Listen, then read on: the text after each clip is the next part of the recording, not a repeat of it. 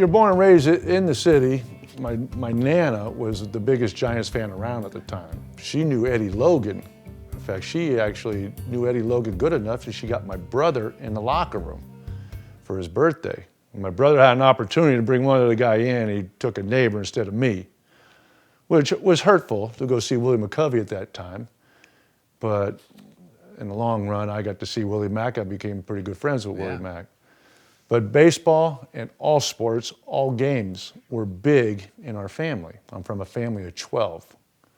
So when you have 12 just in our house, on one city block, we had over 50 kids at one time on this one city block. So we were always playing games.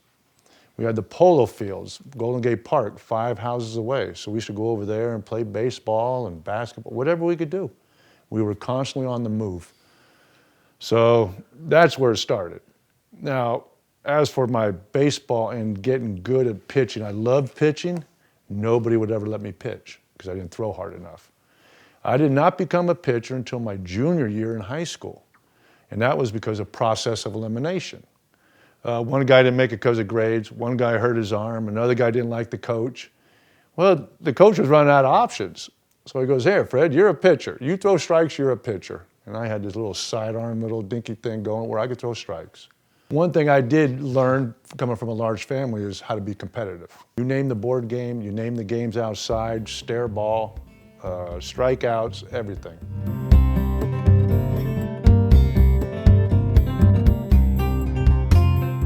My real break came in after my senior year in high school. I was 9-0. It got all city. Nobody wanted, nobody was interested because I threw a roundhouse curveball and I think I topped out at 82 miles an hour. So nobody wanted me. And a scout that lived about 5 houses away from us, Charlie Walgren, was a big scout with the Baltimore Orioles. He signed Eddie Murray and Kiko Garcia. Well, I asked Charlie, I go, hey Charlie, what gives? He goes, you don't have a fastball. I go, I'll give you a fastball. So I went down to College of San Mateo to play baseball because the City College of San Francisco just wasn't a good program. So my coach goes, go down there and play for Mr. Nochi. So I went down there and I started whipping my arm a little bit, just whipping, trying to get something on the ball. And Larry D'Amato was a scout with the Pittsburgh Pirates. No Larry, or new Larry. Yep, and Ron King was a head scout, was a big scout. Well, they came down and Larry D'Amato was selling professional equipment, you know, the sleeves and socks to Nochi. Well, in the meantime, he had told Ron King, hey, go over there and keep an eye on, I forget the catcher's name, and some pitcher. So Ron came over to watch the game. This is just inter-squad before the season even starts. And he goes, nothing impressed me. He goes, then you got on the mound. And the catcher was constantly going to the backstop. And you weren't wild. He goes, that tells me the ball's moving all over the place. So I got a call from, I think it was Ron, that we'd like to see you at a tryout over at Marchbanks Fields, which is in Daly City. And I went over there and I'm doing all this and Ronnie wants me to throw the ball harder. Hey, come on, let me see you, throw it a little harder. And I kept thinking, this is all phony. My brother's got it all set up. And then at the end, he gave me a card that had Major League Baseball player's card on it. I'm going, whoa, this is real.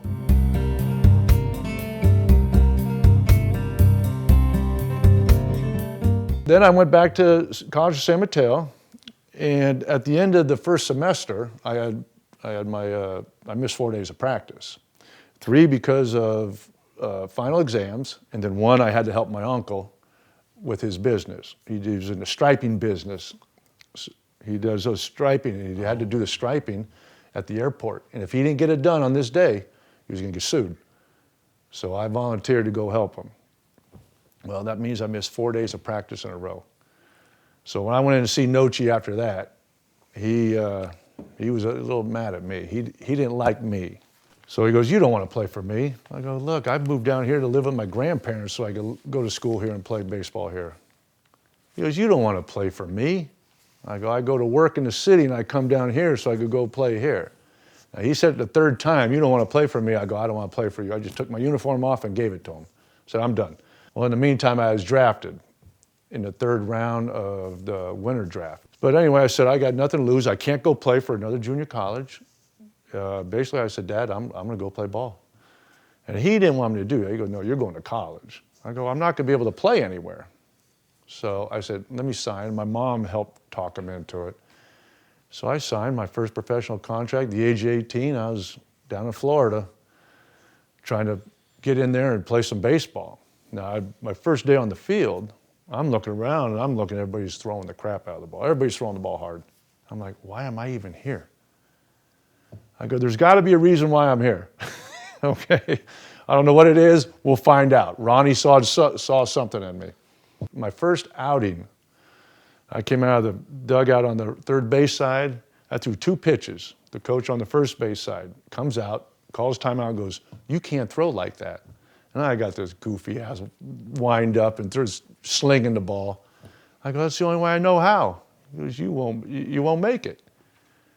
So afterwards, I talked to the guy. He goes, you'll blow your arm out. You won't make it out of A ball the way you throw the ball. I go, A ball? I want to go to the major leagues. And everybody starts laughing behind me. And I'm looking behind me. I'm like, isn't that why we're here? To go to the major leagues? Well, sure enough, I had to do a lot of changing. I had to get solid mechanics. I had a roundhouse curveball in high school. The guys would either duck or turn and get out of the way. I threw one to a guy named Mike Edwards. I noticed his head stayed still and his eyes stayed on the ball. And he was like a second-team All-American out of UCLA. And he just drove the ball in the gap to right center. I'm backing up the bag going, oh boy, this curveball, I don't know. Then I threw one more curveball to a guy named Fred Reed. And he was like a first-team All-American in high school in Florida. And I threw him one, he did the same thing. They just kind of turned, but their eyes stayed there. And he gaps double. I'm backing up another bag. I never threw a curveball again. I said, I got to come up with something because this curveball, which was so damn good in high school, it's not cutting it here.